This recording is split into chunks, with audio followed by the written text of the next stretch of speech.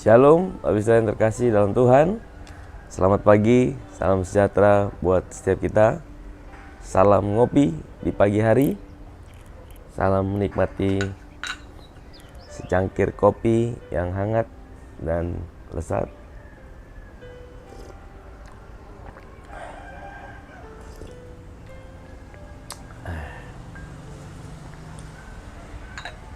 Dan sambil menikmati pagi hari, matahari yang bersinar dan menikmati suasana burung-burung yang berkicau, kita mau ngomongin kebaikan Bapa Surgawi kita. Ya, pagi hari ini saya akan bawakan sebuah topik, yaitu keberhasilan yang sejati. Apa itu keberhasilan yang sejati menurut firman Tuhan? Ya, saya akan bacakan ayat firman Tuhan dari Kejadian pasal 39 ayat yang pertama dan kedua. Adapun Yusuf telah dibawa ke Mesir, dan Potifar, seorang Mesir pegawai istana Firaun, kepala pengawal raja, membeli dia dari tangan orang Ismail yang telah membawa dia ke situ. Tetapi Tuhan menyertai Yusuf sehingga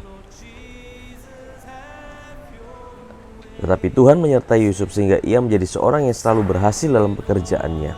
Maka tinggallah ia di rumah tuannya orang Mesir itu.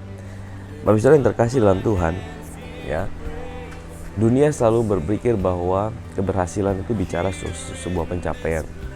Kalau kita tanya sama orang-orang di sekitar kita, mungkin yang ada di dunia, mereka akan selalu bicara bahwa engkau akan berhasil kalau engkau bisa mencapai posisi tertentu, engkau akan berhasil kalau engkau bisa mencapai pencapaian tertentu, ya, kalau engkau bisa mendapatkan uang sejumlah sekian, engkau bisa punya rumah sendiri, engkau bisa punya pekerjaan sendiri, engkau bisa bla bla bla, pencapaian, semua selalu bicara tentang pencapaian. Tetapi firman Tuhan berkata dengan jelas bahwa Yusuf dikatakan seseorang yang berhasil bukan ketika dia mencapai posisi tertentu, ya, bukan ketika dia ada di istana raja, bukan ketika dia masih di rumah bapaknya yang memerintah kakak-kakaknya. Tapi firman Tuhan dengan jelas berkata bahwa Yusuf dikatakan dia seorang yang selalu berhasil. Pada waktu itu dia masih belum punya apa-apa, dia masih dalam titik nol. Bahkan ada yang berkata dia mungkin masih ada di pasar budak, saudara. Dia masih dijadi budak, dia belum punya apa-apa, tapi dikatakan dia adalah orang yang berhasil. Saudara, di sini kita mendapatkan satu definisi keberhasilan yang berbeda. Ya, dunia berkata engkau berhasil kalau engkau bisa mencapai suatu posisi tertentu, atau engkau bisa mencapai suatu pencapaian tertentu. Tetapi firman Tuhan berkata engkau berhasil kalau engkau disertai Tuhan. Yusuf berhasil karena apa? Dikatakan dia disertai oleh Tuhan. Bapak Ibu Saudara yang terkasih dalam Tuhan, definisi Alkitab, definisi Tuhan mengenai keberhasilan bukan apa yang kau bisa dapatkan, bukan apa yang bisa engkau capai dalam hidup ini, tapi dimulai dari satu kesadaran, siapa yang menyertai hidup saudara, siapa yang beserta dengan hidup saudara, siapa yang punya hidup saudara. Saya mau bilang hari ini, saudara, seringkali dalam hidup ini kita tidak menyadari bahwa Tuhan itu ada buat kita. Seringkali kita tidak menyadari bahwa dia Tuhan yang menyertai kita. Apa Bapak Ibu Saudara, kenapa Yesus dikatakan dia adalah Immanuel? Karena dia adalah Tuhan yang menjadi satu dengan kita. Dalam perjanjian lama tidak ada seorang pun yang bisa menjadi satu dengan Tuhan secara manunggal. Tetapi oleh karena kelahiran baru setelah kematian dan kebangkitan Kristus, darah Yesus tercurah, kita sebagai orang-orang perjanjian baru, Tuhan berkata, aku tinggal dalam hidupmu. Roh Kudus menjadi jaminan sebagai Tuhan tinggal dalam hidup kita. Dia menjadi satu dengan kita. Kita punya sebuah hidup yang baru, identitas yang baru, yaitu dia sendiri yang dalam hidup kita. Nah, Bapak Ibu Saudara yang terkasih dalam Tuhan, hari ini sebelum kita memulai hari yang baru, mungkin hari ini engkau belum melakukan apa-apa, mungkin engkau belum buat apa-apa, mungkin engkau belum mencapai suatu posisi tertentu dalam hidup saudara.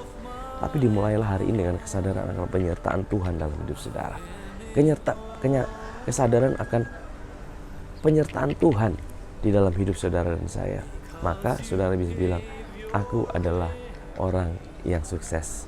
Aku adalah orang yang berhasil karena aku tahu aku disertai Tuhan. Amin.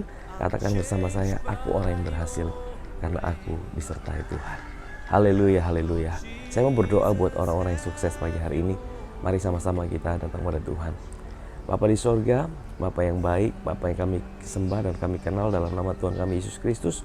Tuhan yang mati buat kami, Tuhan yang berikan hidupmu buat kami, Tuhan yang tinggal dalam hidup kami. Sehingga hari ini kami bisa berkata bahwa kami orang yang sukses, kami orang yang berhasil.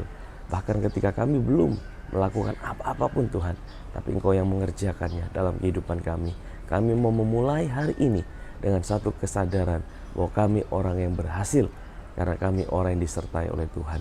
Dan kami percaya, dan waktu kami memulai kesadaran dengan hari ini kami orang yang berhasil, segala pekerjaan kami Tuhan memberkati, Tuhan menyertai, sehingga semua yang kami kerjakan dijadikan berhasil.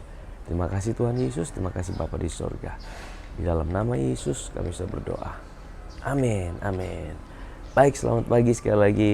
Selamat menikmati kopi ya, dan menikmati hari ini bersama dengan Tuhan.